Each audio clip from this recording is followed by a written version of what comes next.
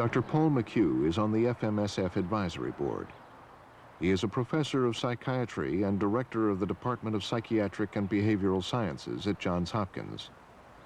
I believe that the False Memory Syndrome Foundation is a very important group of people identifying case after case where things have gone wrong. They have not taken the position, however, that all cases are wrong, that all ideas about child abuse are false ideas or anything of the sort. I still get very choked up when I think about it, because I'll never forget calling and hearing, hearing these people telling me that they understand. And I met the people in the office, and I met a lot of the families. I've been active locally. I've met people in the New England chapter. It's an awful thing to say. There's a New England chapter for this.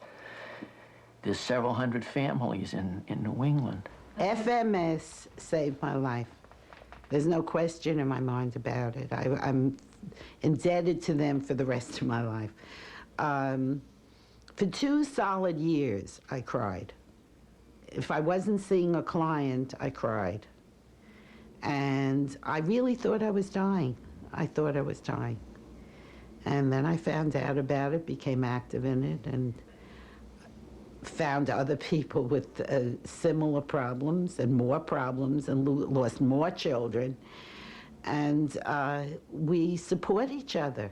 Did anything good come of the foundation of the FMS? No.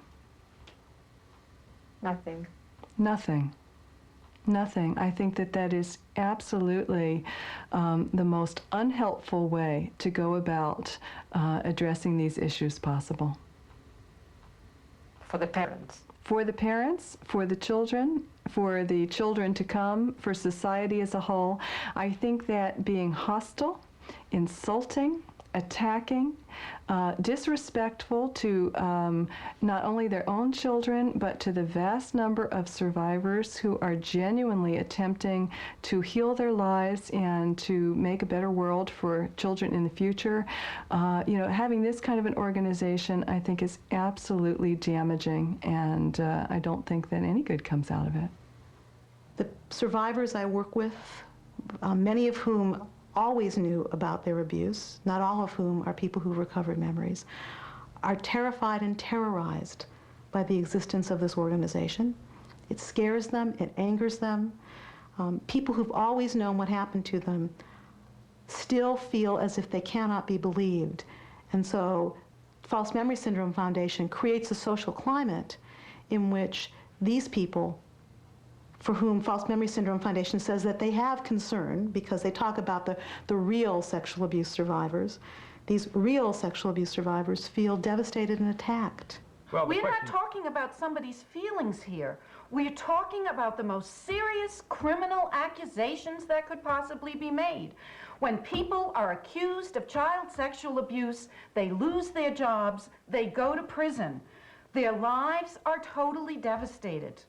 When people are accused of murder, they generally get a chance to have a trial, to at least present some evidence about what had happened. We're dealing with a phenomenon in which people are accused. They are not allowed to talk to the accusers. You can't sit and wait and have the word get around that you are a pedophile and expect to continue to hold a job as a professor in a university or anything else. It's one of those accusations. People say, why would anybody make this accusation if it isn't true?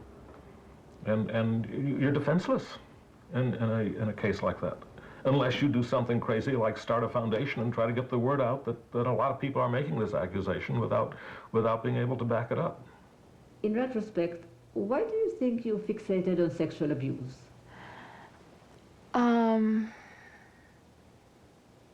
That's a good question. I guess because the issue has been so much centered on sexual abuse, and how sexual abuse causes so many kinds of emotional problems, every kind of problem imaginable. And in the back of the book that I read, there was a list of symptoms, and it was like a Mark.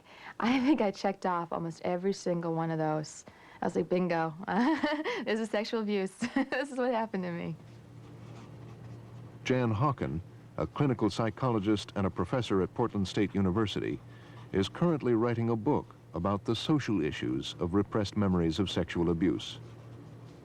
There are a whole range of experiences that I think contribute to why so many women are responding to either the testimonies in the literature of child sexual abuse and incest, or therapists who are probing for this or suggesting it to their patients. It's not just that therapists are implanting these memories, planting dirty thoughts in women's minds. It's partly that many women are responding to these stories. They see something of themselves and their experiences in them. Why does someone want to think worse of themselves and their families than they might otherwise? That's one problem. Why would it be sexual abuse? Why wouldn't they just have a false memory of having been physically abused or yelled at constantly? Why sexual abuse? Why would someone want to pick sexual abuse as a false memory? I can't imagine why someone would want to do that. To say that sexual abuse is such a horrible memory that why would anyone want to recover it, I think misunderstands the power of this explanation for women. For one thing, the sexual abuse explanation, if not literal, is a brilliant figurative metaphor for the abuse that many women do feel they have experienced in society, for their powerlessness, for their vulnerability, for things that have happened to them over their lives that they could not explain, but that occurred to them because they are women living today in modern America. It's a lightning rod for all of the unarticulated frustrations and pains that many women still suffer. Believing that you're an incest victim also allows you to remain a child. And I think that's another explanation for why sexual abuse has become such a popular diagnosis. The recovery movement infantilizes people. It calls us all adult children. I mean, what a ridiculous phrase, adult children. Being a child means not being responsible. Being a child means being innocent. Those are very appealing characteristics for a lot of people. People would rather be nuts than have been sexually abused, because being sexually abused as a kid is very shattering to your view of the world. It's profoundly shattering to your view of yourself. It leaves people feeling damaged and wounded. It makes sense of some things, but it's not a happy making sense. No one is happy to discover or to come emotionally to terms with the fact that the people they cared most for in their lives and needed most in their lives treated them horribly.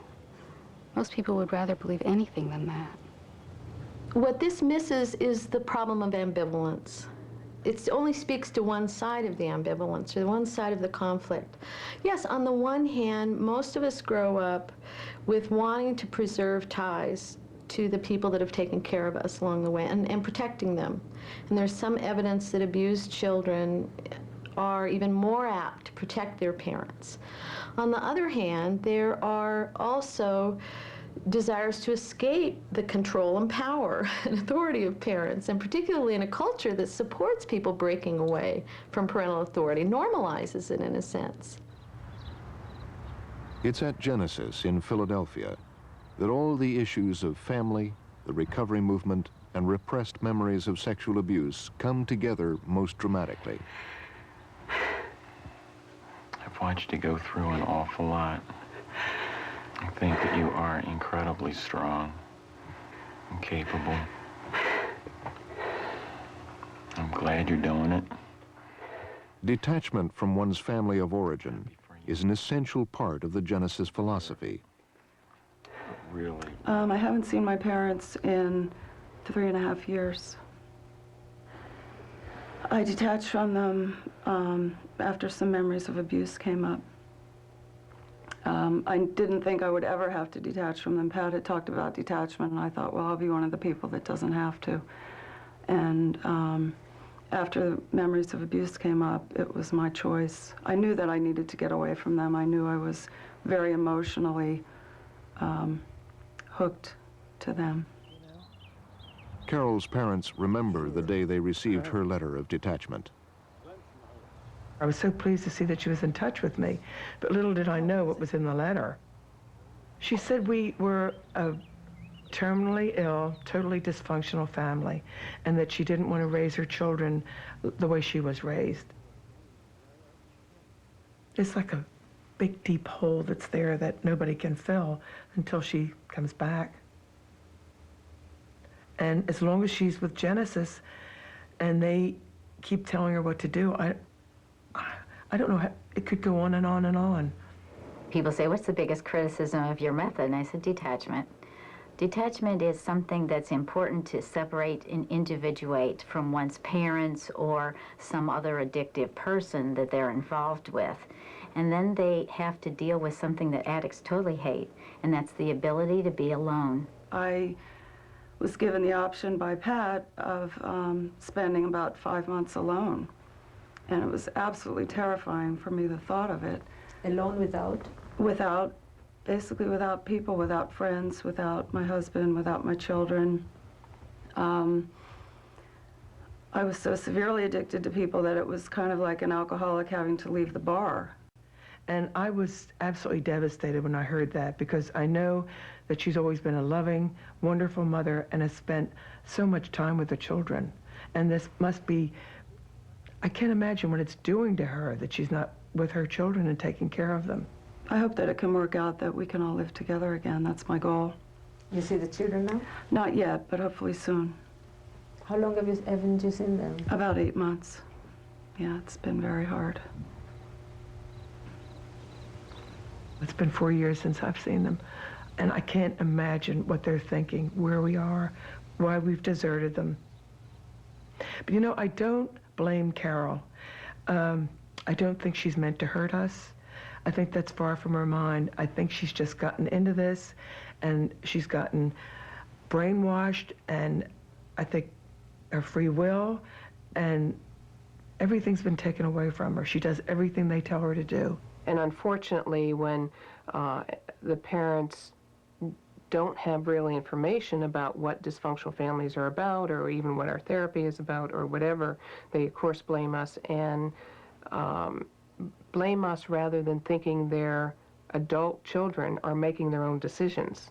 I detached from my family, did not see them for 5 years, did not communicate with them for 5 years. Was it helpful? Absolutely. If I didn't detach from them, I would always be going to them saying, what should I do now? What decision should I make? Detached from your mother? Yes, I did. About 2.5 years ago. But how did you do it? I did it by writing her a letter, but that came after several conversations in person, over lunches, trying to tell her that I needed to be doing what I needed to do. I needed to go my way and find out what was wrong with me. And she was very resistant to that fact. I remember at one point I used the term of, I felt that we had a severely dysfunctional family, and she was, if I hear that word one more time, I'm gonna throw up. But when I think of myself as I was on this sort of life raft, you know, out in the middle of a storm, and there's all these things holding it down, you know, and it gets to a point where it's either me or the dysfunction. I'm going to either get swallowed in the disease, which I was, or get out. And it's like I took out my machete, you know, and I'm cutting the ropes. It's like, you know, I need to take care of me. I think when you were asking us earlier, what is it that makes us so good? And I think it's detachment. It's something that a lot of therapists have a real hard time doing because they probably haven't separated and individuated from their own loved ones. And so they can't help clients to do it. I did detach from my family because the therapist told me that the only way that I could work through my issues is not to have interference from my family. Rich Stinger was a policeman. He became a patient at Genesis after his wife Kathy started therapy there. They had been married for 4 years and had a son, Jake, when Kathy became depressed and began her treatment. Soon, Rich was told that he too needed treatment in Genesis. I was told by the therapist that if I didn't resign myself to this therapy, that Kathy would divorce me and that I would have little or no contact with Jake. So Rich went into therapy and detached from his own family, who were upset and bewildered by his action. He says he tried his best to be a good patient. Initially, I would say I was the model client, kept all my appointments, did what they told me, paid my bills, the whole thing. But after a year, things weren't any better. I was contacted by Kathy that she wanted a divorce, and had contacted a lawyer and had a divorce complaint drawn up. Even though you went to therapy? Yes. Why was that? Well, I asked her that, and she said that's what Pat told her to do, and that if we worked things out and if we got divorced and things worked out, we could always get remarried. Detachment with couples is necessary for lots of different reasons, or it could be for lots of different reasons. One could be that one of the spouses chooses to keep the addictive lifestyle going. Another reason could be that the couple is so enmeshed, and that meaning that they are so dependent on each other that they really can't do their individual work without getting more enmeshed with the couple, with the other person. And so at times, we do recommend that they do have some detachment for a period of time while they're working on their individual issues. So how long have you been apart?